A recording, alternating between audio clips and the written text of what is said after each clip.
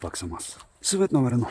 Всичко свързано с сцената и реч на сцена, ораторски умения, започва с дишането.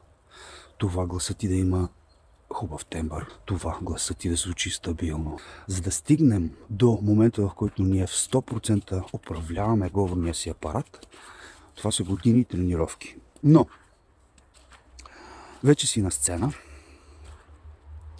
имаш 5 минути преди да излезеш да говориш и ти трябва едно много бързо и лесно упражнение, което да направиш, за да успокоиш дишането си. Защото преди сцена всички ни е хванало е тук, е така.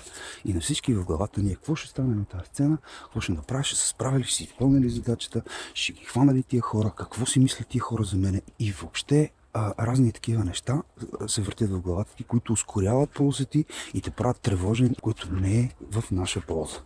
Упражнението е следното. Заставаме в една нормална поза, не седнали, прави. И започваме да вдишваме. 4 секунди вдишваме.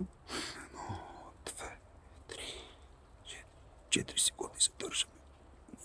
2, 3, 4. И 4 секунди издишаме. 1, 2, 3, 4. След което задържаме 4 секунди. 1, 2, 3, 4. И започваме да вдишваме отново. 1, 2, 3, 4. Тоест, 4 секунди вдишваме, 4 секунди задържаме, 4 секунди издишваме, 4 секунди задържаме. Това ще ни вкарва в едно темпо на вдишване и издишване, което се случва когато сме много спокойни. И така, пробвайте го това нещо. Ако работи, пишете ми. Ако не работи, пишете ми. Айде!